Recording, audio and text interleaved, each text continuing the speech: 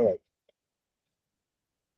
Okay, so welcome everyone once again. My name is Judith. I think my introduction is just simple and straightforward. I'm a profit coach. I am not an accountant. So, what it simply means is I see money from the profit end. So, in today's class, I'll just pick a few things, but what I really want us to look at is one major thing that finances don't start with. Most times when we talk about finance, most of us are looking at, oh, how to keep your records, how do I get more money?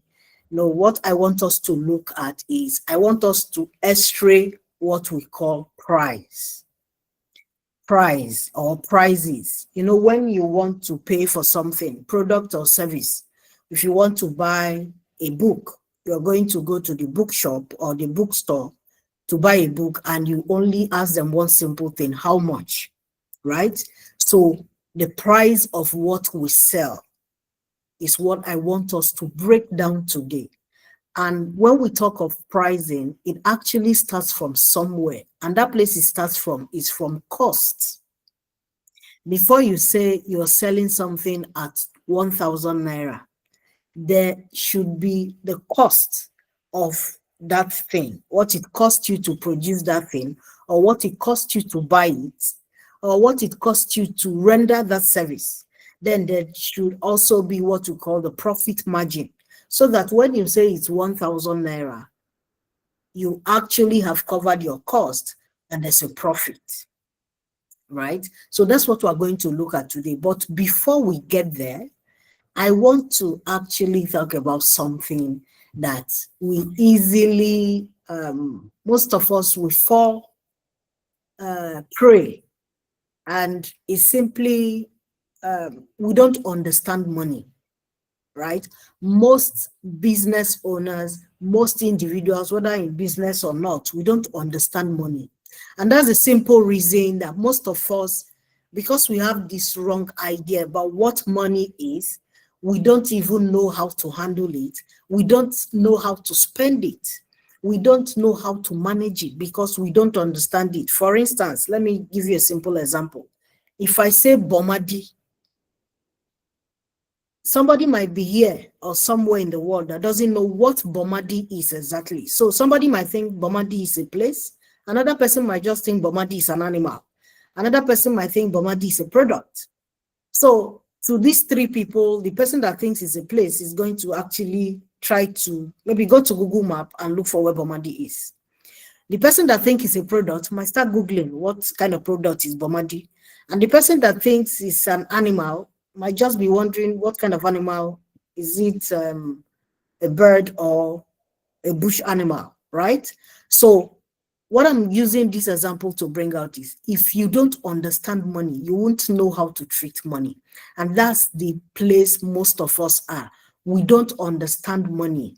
And the idea we have about money is this idea of people are worshiping it. Some people think it's everything. Some people hustle it with every fiber that is in them. And in the long run, because we don't understand it, we don't know how to keep it, we don't know how to do anything about it. Even when it comes, somehow it just goes. And for a business owner, we need to have this mindset shift, what money really is. Now, for starters, let me tell you what my mom used to say always. If we are talking about money, she will always say, let me say it in local parlance. She said that they train money. You don't just get or make money, you train it, you groom money. You see the way they say, the Bible says, train up a child. The way you train your children, the way we were trained is the way money is trained, because money is a child. Money is something you need to groom, you need to nurture. And if you do not have that skill set to nurture money, you won't be able to really make it, and you'll be able to handle it. And handling means managing it. And what's managing money? Both the spending and the earning. That's what managing money is. It looks like it's not hard, but it's very hard. When we started this journey, Brad Terry was always telling us that they are going to give loans. And most times when I hear when I'm around small business owners, once they hear loan, grant, funding, everybody is just jumping. We are happy. But one funny thing is this: most of us on our own have never been able to groom 10,000 naira from our own pockets and groom it into 1,000. But we want someone to give us 3 million naira. And that is why when they give us the 3 million, because we don't know how to handle money, it just goes. We don't know how it went, but it just goes. Right? So that's where most businesses are. I wasn't really a facilitator, but I took it upon myself when this You Win grant was going on. I helped a lot of business owners. They wanted to get this loan. They wanted to write for. I wasn't writing. I was just trying to make them understand the money, that's the profit aspect of the money they are trying to get grant of, right? And I saw that so many business owners don't even know.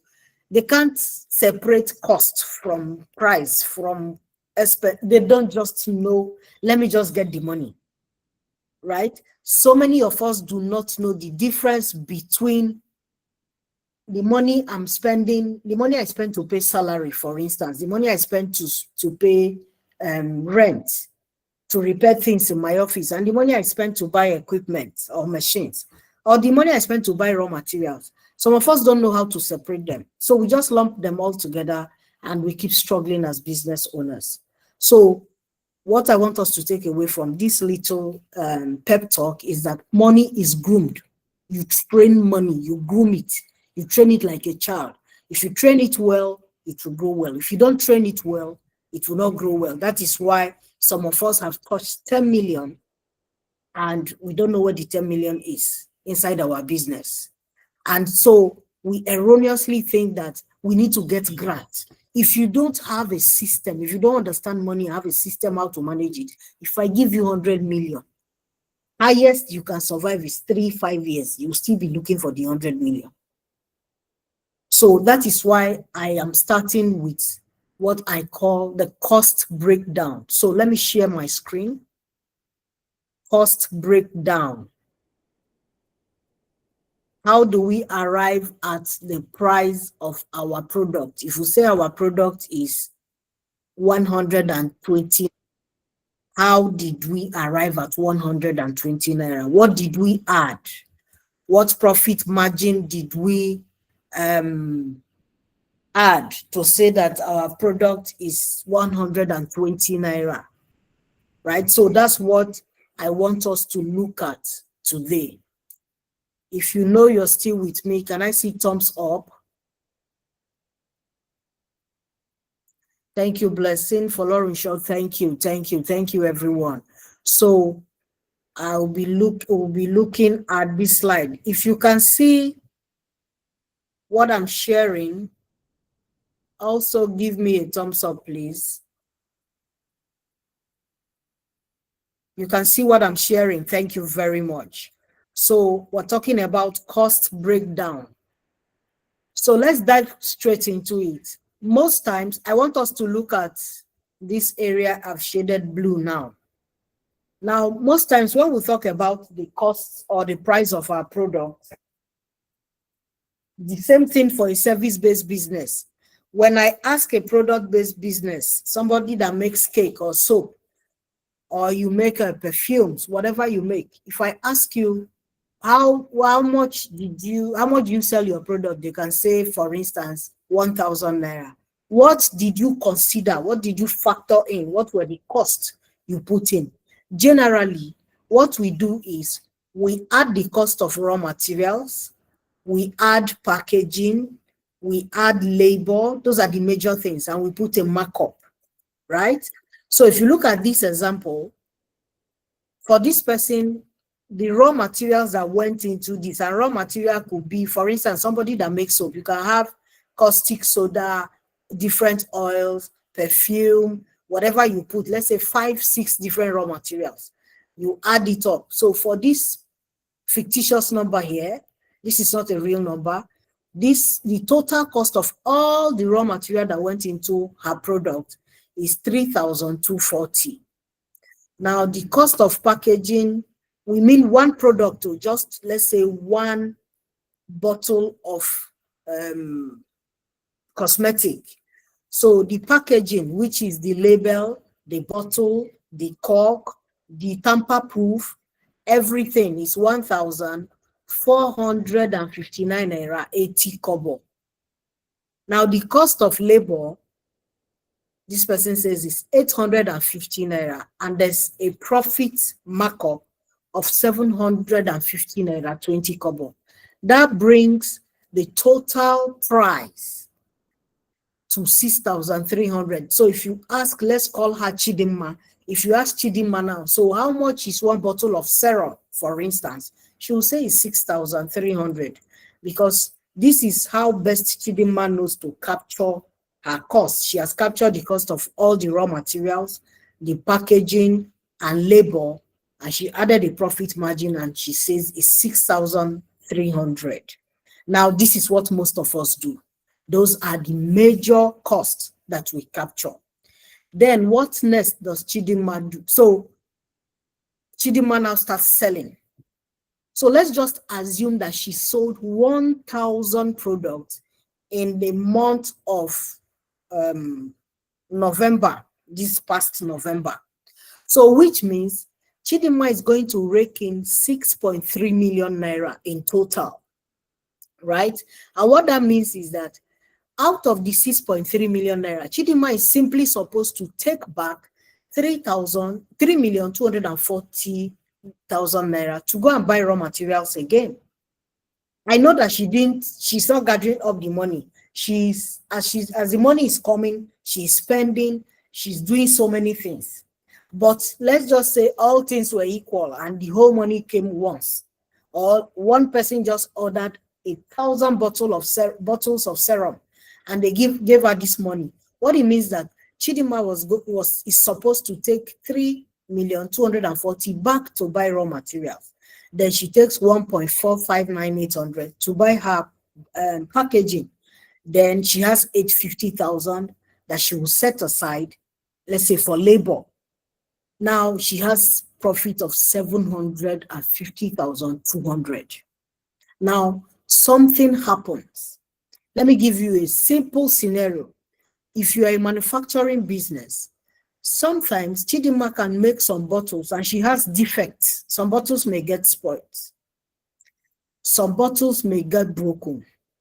When she was trying to take one label, two of them come together, so one condemned.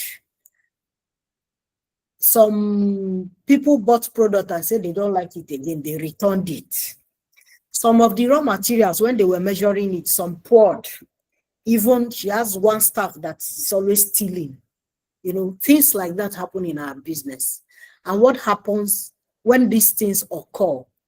You see, this 750,200 that is her profit is where Chidinma will now be spending to make up for anything that she has not planned for. That is, they are costs, but she has not added it here. For instance, when some cartons, some packaging materials, when it gets spoiled, for instance, what will Chidinma do? Where will she get the money from? She will spend from this 750 to get that packaging that got spoiled. Let's say she opened a bag of a bottle, a big jar of oil, and somehow by mistake it just stripped and fell. What Chidinma is going to do to replace those oil that spilled this, she's going to put hand inside her profit and take and go and replace the oil that spilled. Those are human errors. She didn't plan it, but it has happened. So she will take from her profit and spend. Then all other overhead expenses, pay your rent, pay your salary, repair things in the office, pay Loma people, pay NEPA bill, all those things she will spend also from this profit. So at the end of the month, Chidinma might be struggling to look for profit, because she must have spent so much from that profit that sometimes there's no profit at all at the end of the month, because there are some costs, there are some expenses that are falling due that Chidinma did not plan for. She will have to spend money from here, that's from her profit, to cover it up, right? So now that is the first case scenario for Chidinma. Now, I am going to highlight the second part. Please, if you're still listening, I want to see a thumbs up or some thumbs up, please. Are we together?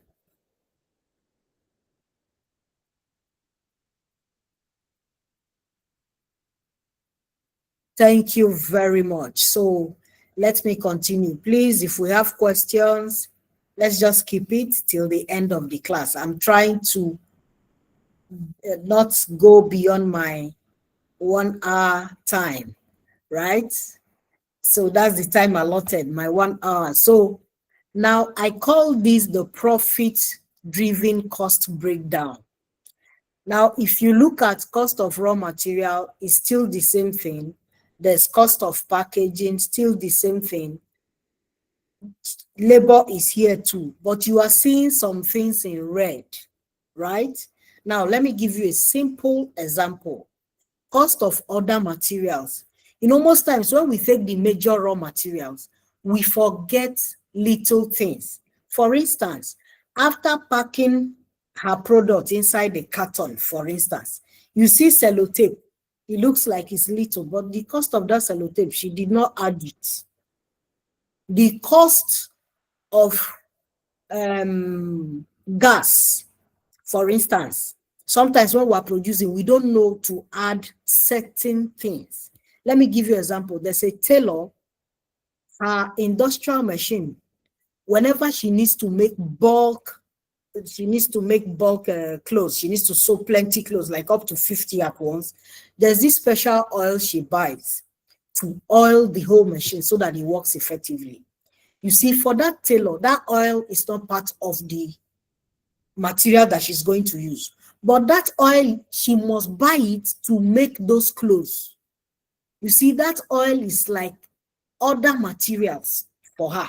So if she make mistake of adding the materials of the clothes only and forget that oil, she is already losing money before she even sells. And so we do such things. Such things also happen to us in our businesses. We just lose that money because we didn't remember to add it. For instance, because you are producing, you had to take taxi to somewhere to get certain things. You see, cost of that fuel, sometimes we don't remember to add it because it was because we wanted to do this batch of production that we spent that money. We don't remember to add it. The nylon, ordinary nylon bag that we used to add, put the products to send to the client, we forget it. We don't add the cost. They look very little, to say the truth. That's the truth. They are very little. But my sister, if you don't add it, it is already money you have spent, because you have spent money to buy that nylon, but you have forgotten to add it, which means you have already started leaking money. That is, your cost is already leaking. And that is why, because you did not add it, but you must spend money on it, no matter what, because when that nylon finishes, you go and buy more. From where? From your profit. But you did not, if you had remembered to add it as part of other costs, your cost of your product would have catered for it, would have factored in that money. So when you want to buy, it is from, when you sell, it is from that money. When you buy, you will not be eating into your profit, right? So let me continue. The other one is what I call the safety cushion allowance or allowances. Let me use a simple example with the same Chidinma. So she wants to produce, and I just mentioned it earlier. While they were trying to pour some particular essential oil, it just spilled. You see that part that spilled? Nobody will pay you for it. It's just a waste. When I was making blocks, sometimes after making some blocks, some will just crack. I can't sell it anymore. But I have spent money to produce that block, but it has cracked. I can't sell it. But it has cost me money. This safety cushion allowance caters to such things. It's small money, but when it comes to wastages, spillages, human error, even theft. Some of your staff, they just take some small thing inside their head. Let me just pour some small essential oil to be rubbing at home. They don't know that it is costing you money. So this safety cushion allowance takes care of such things. Now, service-based people might say, I'm talking about product-based.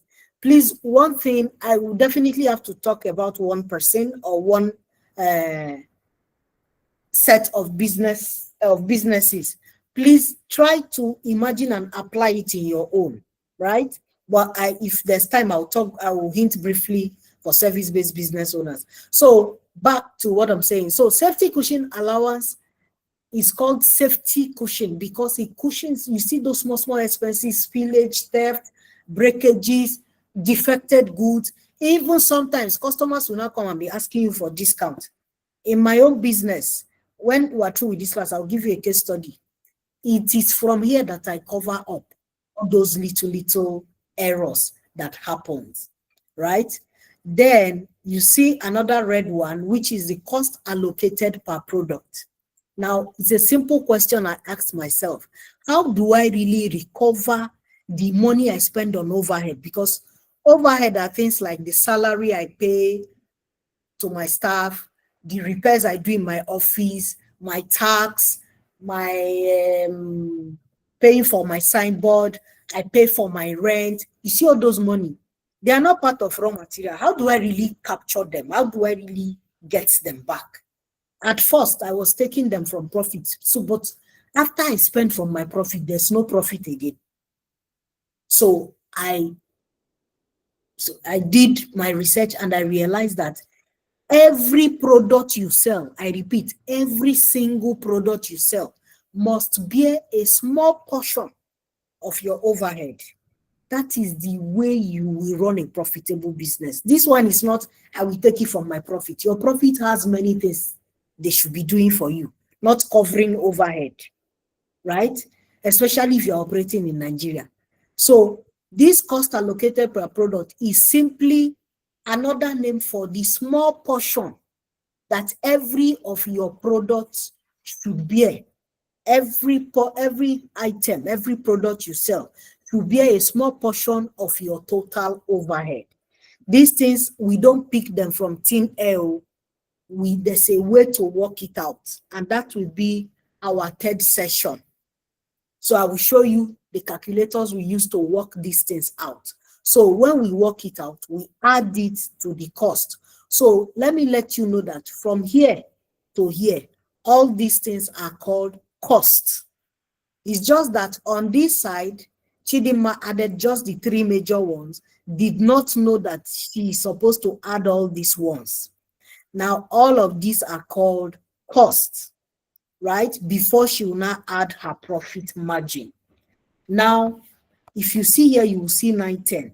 910 is simply the addition of this 500, this 228, and this 18150 kobo. So they are the three costs that was not added here. It looks like it's a simple 910 naira. Now, I want to explain it further. It is not free money. It is the cost that Chidinma overlooked here. And that is why at the end of the month, she would have spent her whole profit and be asking, where did my profit go?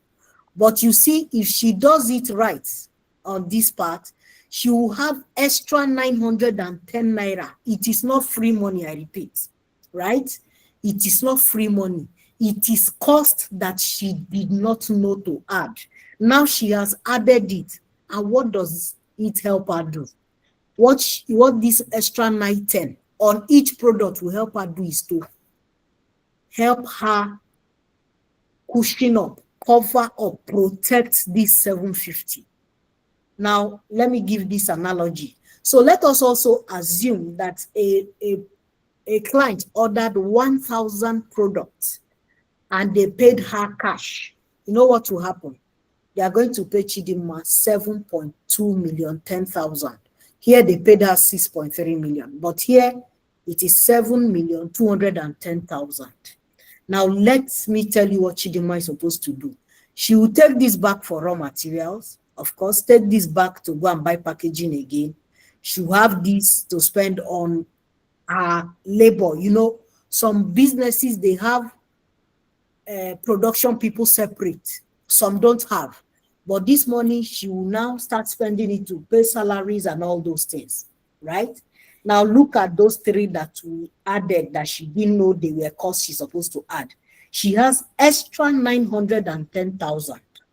Now let me explain something to you. That extra 910, please, it is not free money. I repeat, it is not free money. Let me tell you what it will help her do. It is a cushion, a protector of the profit of 700 and something thousand. You know how we protect your profit. Remember all the things, the money, the cost in red covers. So when cartons tear and they return defected goods and they steal and some human error happens, theft, anything that happens, when those spoilages, wastages, theft, when they happen, Chidinma will start spending from that 910 to cover those expenses, right? Let me tell you another one. When Chidinma will go back and prices of product has gone up small, what she bought 15,000, now they say it's 17,000. Chidinma will take money from the 910 to go and purchase it at that 17,000, no shaking. She has this extra 910 to do what? To cover up for her expenses as they begin to fall due, because expenses will begin to come. So she has something to be covering up. That's to be paying for her expenses. As they fall due, madam, this thing has finished. Some 20 cartons spoil. She will add extra money. You know, there's already money to buy packaging. But when it gets spoiled, it is from the 910,000 she will start spending from. As she's spending from the 910, the 750 plus profit will be very protected. So let's assume she spend everything, the whole 910 finish. She starts spending small from her profit. Before she will spend like 100,000. Month has ended. Between Chidinma A and Chidinma B, right? The other one will say, there's no profit, but this other one will say, I have profit. It will either be in the bank or maybe she has it cash. But at the end of the month, there will always be profit. Why? Because every cost that was supposed to be covered, that was supposed to be factored in, she factored them in. So here, this simple analysis is the problem that small businesses have been facing. So far, by God's grace, I've taught more than 850 business owners, right? I am not teaching you what I went to read in school. No, I'm a manufacturer. Yes, I started with block making. Currently, I make fufu, dry fufu. So I am telling you what I have practically done, what I do, and that's what I teach others. I don't just teach. I have created templates that suits us. Let me give you another example. It is only in Nigeria, in this climate, that the prices of goods can rise between Monday and Friday by 400% and nothing will happen. So if you are operating in Nigeria, we're operating in a different terrain entirely. We cannot just lose guard like in local parlance, like they say it. You cannot lose guard. You say, I'm copying my competitors, I'm benchmarking these people. We can't. Now, I want to share, that will be the last thing I'm going to talk about. Now that we have seen this, you see the simple reason you must stop copying your competitors.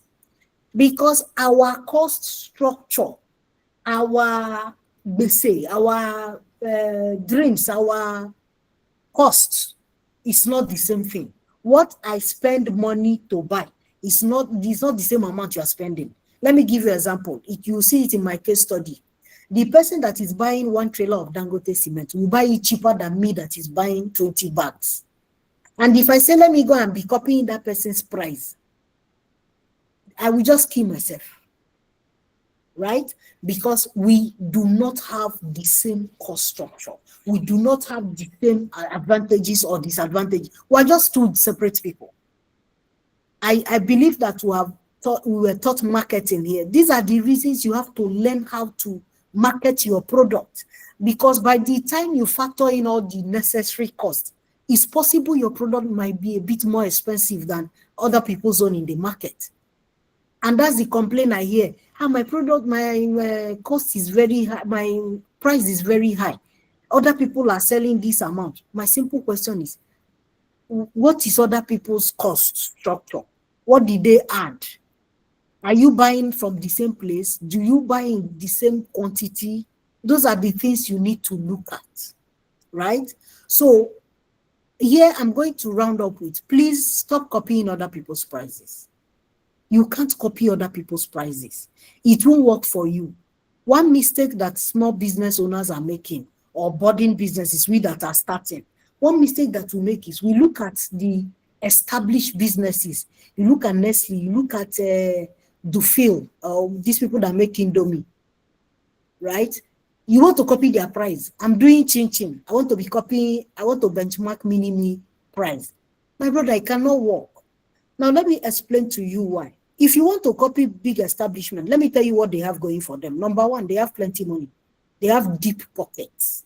Like I just heard this evening that UAC have bought Chivita. They have big money. So they can buy anything and buy it in bulk. When you are buying one pickup, they are buying 40-foot container, 20. Do you have that kind of money? And when they buy that bulk, they are definitely going to buy cheaper. They have economies of scale, so they have bargaining power. They can bargain, and their price and their costs will crash down. What you are buying, let's say you are buying this particular chemical for 50,000. When they go and buy, they might sell to them 30K. So you don't have their deep pockets, you don't have the economies of scale. That's number two. Number three, they also have entrenched distribution and logistics channel. In case you don't know, Mini Chin Chin rides or takes a free ride. He hitchhikes when they are going to distribute Indomie. They go carry and follow body. So now free distribution in they get. So they can actually sell for 100 naira. I cannot wake up and say, let me go and do 100 naira own. It is me that will pay money to distribute it. I don't have that distribution or logistics channel. I don't have. So I can't even copy them. That's the third point. Number four, they have production capacity, massive one. They can roll out 1,000 cartons in 2 minutes. And I'm still using my hand to be doing small. Then I want to copy their price. It can't work. Their production capacity is large. The fifth thing is they have financial team. I did not say financial person. They have financial unit or department that consists of auditor, financial accountant, profit expert, and data analyst, cost managers. They have all those people. And when they sit down, they will calculate this thing that. So when you are seeing that they are selling products 100 naira, you think they are not making profit. Excuse me. So they will have all those teams and they will miscalculate. They don't know. There is no way their cheap product, their so-called cheap product is making them unprofitable. Don't be deceived. And so that is the reason you cannot start benchmarking their prices.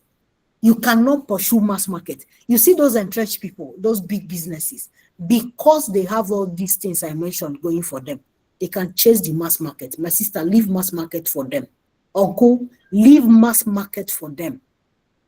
Go and look for, even if you have few customers and you are selling profitably, it's better. Because if you benchmark these established businesses, you will fail. Or another thing we also do, we want to copy. You say, all my competitors, I know Aduke now, I know Blessing, they are selling X amount, you copy them. What if Blessing is wrong like you? You copy their price. Two of us will now be wrong in our pricing. So these are the reasons you cannot copy anybody. And let me be honest with you, there's something that we all hear. When you sell at scale or when you sell volume, it will cover up for your loss or for your small margin. Let me explain it. If you one of your products You are losing 10 naira on it. You're not making money on it. You're having 10 naira loss. My sister, if you sell 10,000 of that product, it is 10,000 times 10 naira. That is 100,000 naira loss. There is no way you are going to cover up that 10 naira loss. So please don't be swayed by when you sell volume, it will cover up for the loss. It doesn't cover up. They're not explaining how well give you. I'm explaining it to you. If your margin is, let's say the profit you are making is 5 naira, 7 naira, then if you sell plenty, you can make profit, small profit. But if you are making loss on it because you have not calculated properly, if you like sell 1 million, you're making loss, you're making loss. I have a client, when I calculated, it was very simple loss. It was making ordinary 4 naira loss. I said, your product is not profitable enough. It's making loss of 4 naira, no profit at all. He said, no, I've calculated. When I break even, I said, when you break even. That was 4 years ago. That client has returned back to me because when we did that, he was arguing. No, my accountant said this. I said, no problem. Keep on, move on.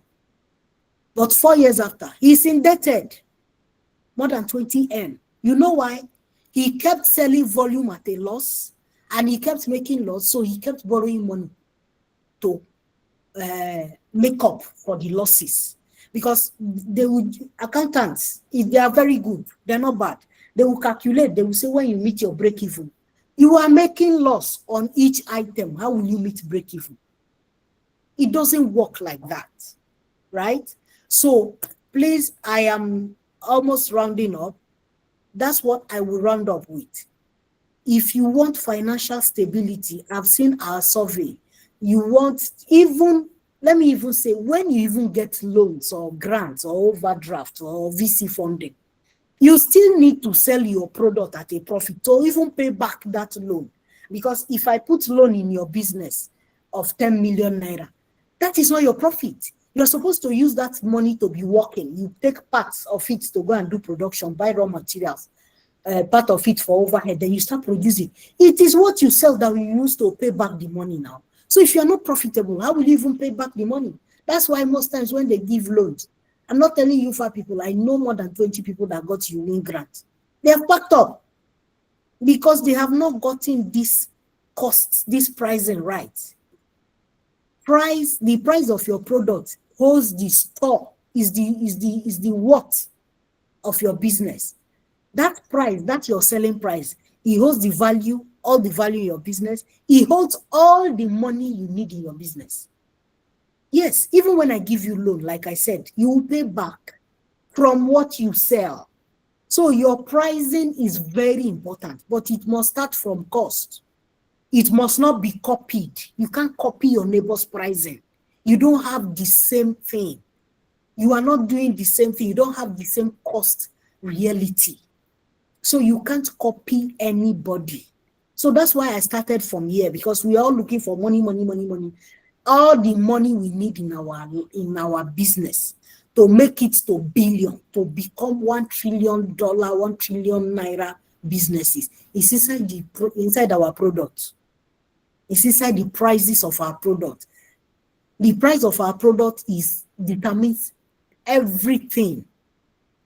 I know somebody that was telling me, when you tell him or her the price of something, you say, no, that thing is too cheap, it's fake. You see how price is controlling perception self. So the price of your goods, of your services, holds everything you need. It holds all the money you are desiring to make. But you have to get it right. And it has to start from the cost. What did you factor in before you will be profitable? Right? I think I will stop here and let's take questions.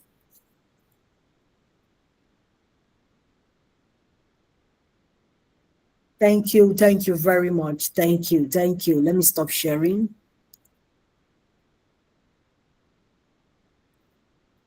Thank you, everyone. Let's see our questions. Bratheri, are you with us? Yeah, I'm here. Thank you very much. There's a question on the chat side. I asked it. Yeah, Okay. so you could just Will you give us this template? I can give you just ordinary template. I just use it for example. The real template that I will, even if I share it with you, it's really not, I just use it to give you examples. But there's a okay. template that I use.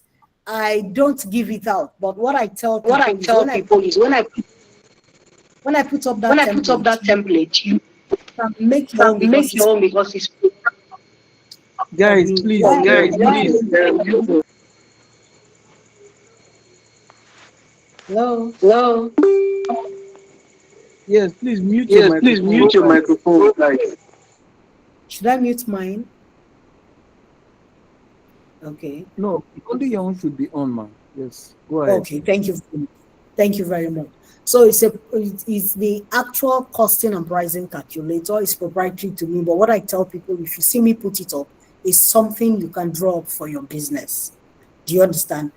So for that slide, even if I share it, it's just simple slide that I use to show this example. It won't help you with anything. It's not an actual calculator that you impute your cost and it gives you anything. It won't give you anything, really. Have I answered your question?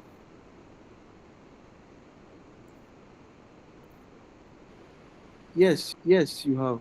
You have. Okay, but the question, like, okay, let me rephrase the question.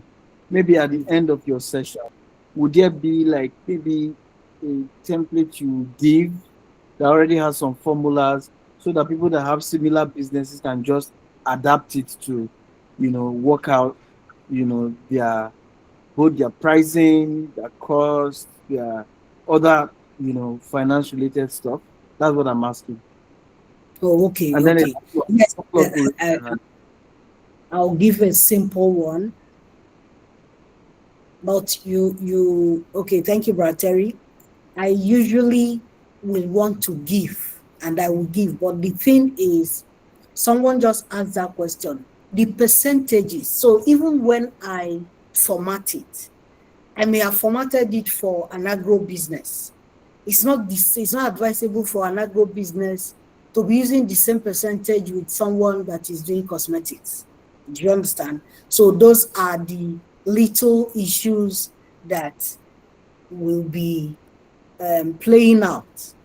But when we are through, there's a simple, very basic, simple format, and I want everyone to use it, at least get a hang of what your costs should be. But you see, before we come to even this cost, we need to start from the beginning. For most businesses, it's not about keeping our record, because before we even get to the point where we keep our records, we have been spending money. We buy raw materials, we produce, we buy machines. There are so many things that we have to play into getting to this point of costing our product or keeping our records. But I will try as much as possible to get us something on the average. Then it will now be left to us to improve on what we have or go for paid services where you say, okay, this is being specifically done for me, right? So someone asked a question, we need to know the percentages to use in our pricing. So for Laurenshaw, the percentages, you see, if you look up, you can Google it, there is no rule that says this is the percentage. What we just say is benchmark, right? Now, for instance, someone operating in any other African country I've not been apart from Ghana, you can be working with a 30% margin, a 14% margin. But in Nigeria, where prices of goods rise anyhow, there are some businesses that can't do below 50%. And in general, as my general counsel that I tell my clients or people are just like I'm teaching us, I tell you, please don't do, especially if you are in agro and manufacturing business, don't do below 50% because we are the only people that wakes up and the prices of our input materials, like our raw materials, will go from, I think somebody was telling me, a cake maker, a baker, flour went from, let's say, 10 naira to 35 naira almost overnight. What do you do? Because if your profit margin is very low, once there's rise in costs of your input material, it will erode, like it will delete that profit margin. So even when people say, oh, my profit margin is 15%, truth is, if you take a look at it from the profit angle, that's why most of us are struggling. Right? So there is no general percentage that you have to use, but my general advice, don't do anything below 35 if you're operating in this Nigeria, especially if you're in manufacturing and agro. Have I answered your question? My what of services, how do we do for percentages too? Yes, for services, most times we say it's more straightforward. What I'll tell you, let's say, for instance, what I do, like my profit coaching services, is a service-based business. The major thing I do is, number one, what does it cost me to render that service? I put a cost to it, right? Sometimes, okay, for instance, the templates that I'm going to use for you, the hours I'm going to work with you, I just put a price on them. Yes, I've made calculators to calculate like my hourly rate, right? Just fair hourly rate. I add those things. Then I'm telling you how to cost. So I will say, okay, I'm rendering this service. They will pay me 35,000 naira for the 6 hours. I'm just giving you an example that I'm going to spend with them. And this 6 hours is over 6 days. So 1 hour every day. They then give me 35%. Then I have a percentage of my total overhead. You know your overhead now, your rent, your salary, your lights, all those overhead. I take a portion of it. What I do is, I know my rent, my total overhead, 250,000. I just take 7% or 10% of 250,000, which is 25%. I add it as cost, so that when you pay me for my service, I can remove 25,000 naira and put aside to be taking care of my overhead. Let me give you an example. You ask somebody, you say, okay, I do ad for people. How much? You say 70,000. When I give you that 70,000, what part of that 70,000, how much of that 70,000 will you put aside to buy things like data? Because those are overhead. To buy your data, to do your, buy your credit, to make your calls, to do your browsing, to do all the small research, that ebook you are doing, all those posting online, all those small things to pay yourself. How much of the 70,000 will you set aside to buy all those your data and do all those things? Some of us are paying for certain services because you need to be doing, maybe you pay for Canva, so because of the service you are rendering, right? So you should take a portion from that 70,000. But how much is that? How much is that portion that you need to take out to take care of such things? So because service business, we always make the mistake of thinking that the whole 70,000 is profit. No, you have expenses that you are running. You need to pay yourself. So if you are earning 70,000 per client, if 10 clients come, that's 700,000. Out of this 700,000 for the end of the month, how much will you take as your own salary? How much will you use to do your monthly data? How much will you remove as rent? And I know some of us will say, hey, I'm working from home. Please, if you are working from home, you must calculate a portion as part of your rent, because one day you will grow and leave the house. Someday you may not even leave the house at all. But to be a responsible and a profitable business, there's a portion. And what I will tell you is, your rent of 500K, take between 10 and 50% of it and say that is the rent for your office or for your business. That's the rent that your business bears. So Folorunsho, did I answer your question? So how do you calculate the cost percentages in relation to the cost?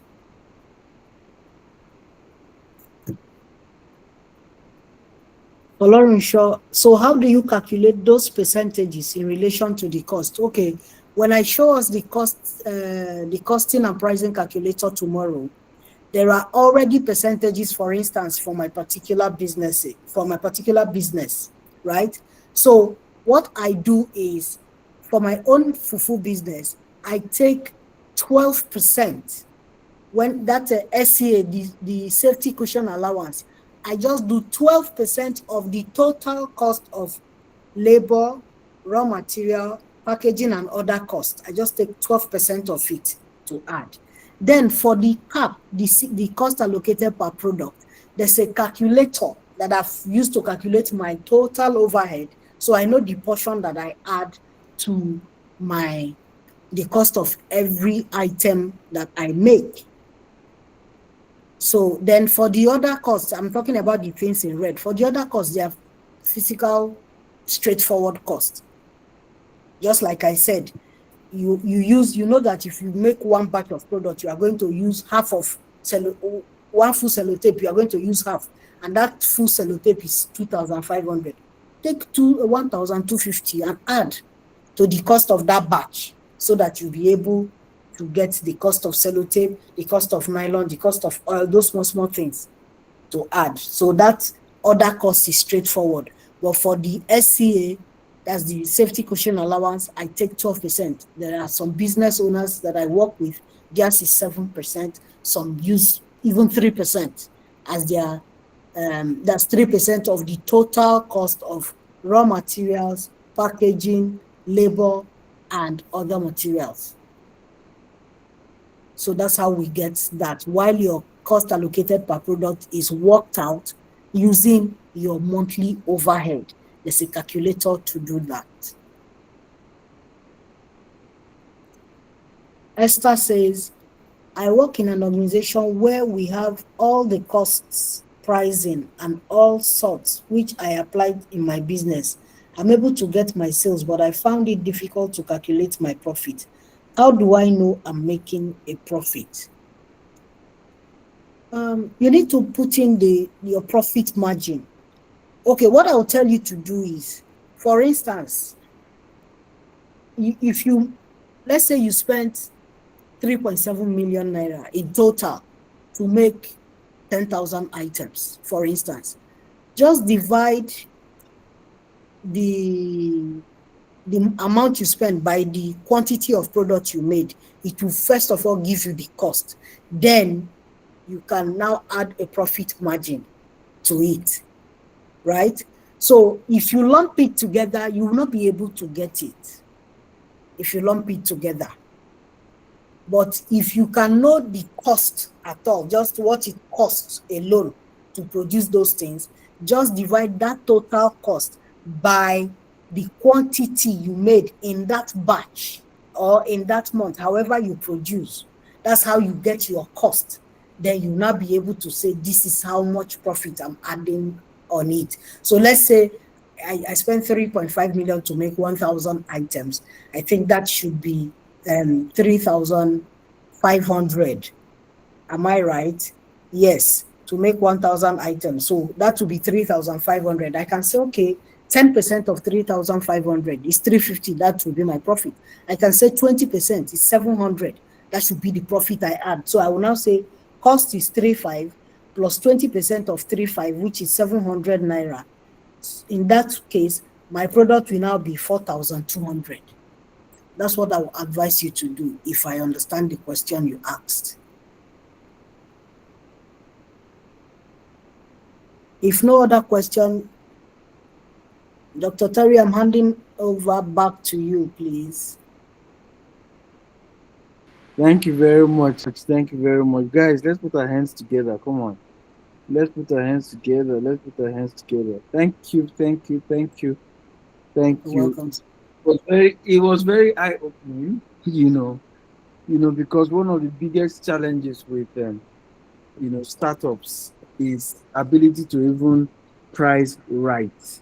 So guys, when we said we are going to essentials of finance, this is what we were talking about. Essentials of finance. Some of you thought we're just going to come and do balance sheet and all of that. No. Joseph School of Entrepreneurship, we don't do theory, we do practical.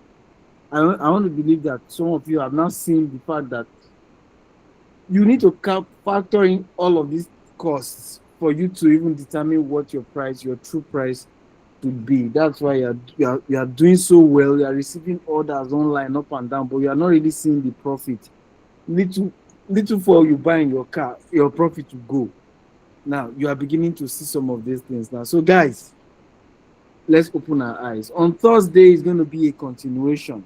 I'm sure it's not going to be focused on pricing, maybe focused on another part of financing.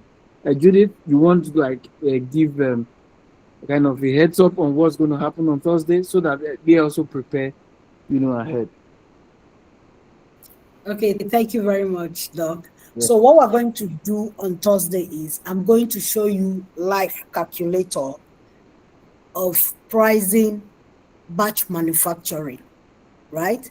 I will also show you another calculator for those that are into retail businesses, how you price, how the calculator helps you capture everything. Because if you start thinking of how to do these things, look, I've searched before I started creating them. There's no calculator, there's no app out there. You need to get these things. So I made a calculator that will help you get these things, because sometimes, as I'm saying, it is just everywhere. So on Thursday, we'll be looking at the calculators live for product-based business like manufacturing, for retail business, you buy and you sell, and a service-based business. So we'll just see how those calculators work in real time. That's what we're doing on Thursday, sir. Wow, thank you very much. Fantastic. So guys, you see, you can't afford to miss Thursday's class, because that's where we're rolling up our sleeves and we're going to see stuff directly. Get ready, prepare your questions. We're no longer taking questions, Esther Abisola. You can ask it on the group so that she can respond at the free time. We're already at 8:04. So on Thursday, all of you come ready. Let's look at, in fact, what I want you guys to do, right? Prepare your business. So ask yourself, this business that I've been cooking from business model canvas days all the way to branding, all the way to marketing, now to finance.